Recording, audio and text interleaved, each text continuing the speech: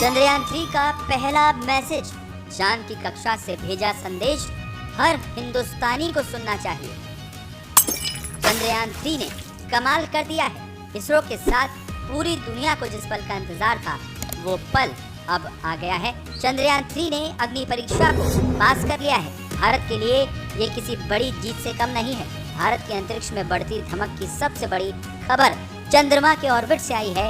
5 जुलाई को चंद्रयान 3 ने जैसे ही चांद की कक्षा में कदम रखा, उसने धरती पर इसरो सेंटर को सबसे पहले जो संदेश भेजा, उसे हर भारतीय को जरूर सुनना चाहिए। चंद्रमा की कक्षा में पहुंचते ही चंद्रयान 3 का पहला मैसेज आ गया और वो मैसेज है, मॉक्स इस ट्रैक। मैं चंद्रयान 3 हूँ, मुझे चंद्रमा की ग्रेविटी महसूस हो रही है।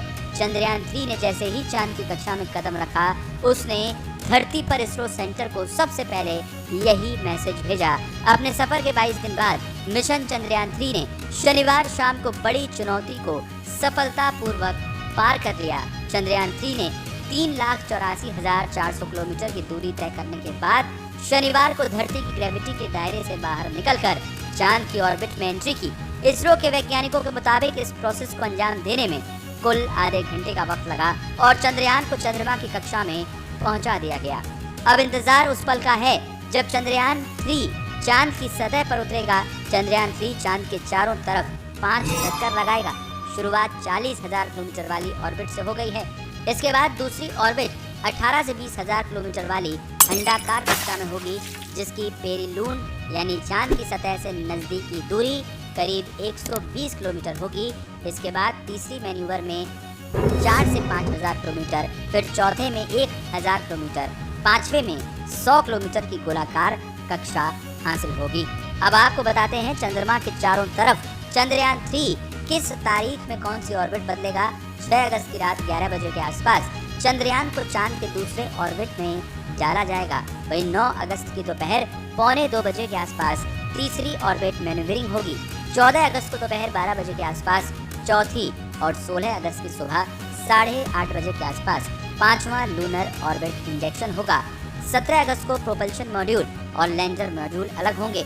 17 अगस्त को ही चंद्रयान को चांद की 100 किलोमीटर ऊंचाई वाली गोलाकार कक्षा में डाला जाएगा और 18 और 20 अगस्त को डी ऑर्बिटिंग होगी, यानी चांद के ऑर्बिट की दूरी को कम किया जाएगा। लैंडर मॉड्यूल 100x 35 किलोमीटर के ऑर्बिट में जाएगा। इसके बाद 23 अगस्त की शाम 5:47 पर चंद्रयान की लैंडिंग कराई जा सकती है।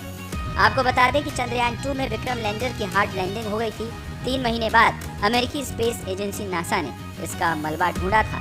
इसके 4 साल बाद अब फिर इसरो चंद्रयान 3 के जरिए लैंडर और रोवर को दक्षिणी ध्रुव पर उतारने की कोशिश करेगा। रोवर एक 6 पहियों का रोबोट है जो लैंडर के अंदर ही होगा और लैंडिंग के बाद बाहर आएगा। चंद्रयान 3 से चंद्रमा का निर्माण और विकास जिस तरह से हुआ है, उसे समझने से पृथ्वी सहित सौरमंडल के इतिहास को समझने में मदद मिलेगी। चंद्रमा सबसे निकटतम खगोलीय पिंड भी है। इस पर अंतरिक्ष खोज का प्रयास किया जा सकता है। भविष्य के लिए चंद्रमा पर अंतरिक्ष अड्डे स्थापित किए जा सकते हैं। चंद्रमा, पृथ्वी और ब्रह्मांड की बेहतर समझ के लिए ये खोज जरूरी है।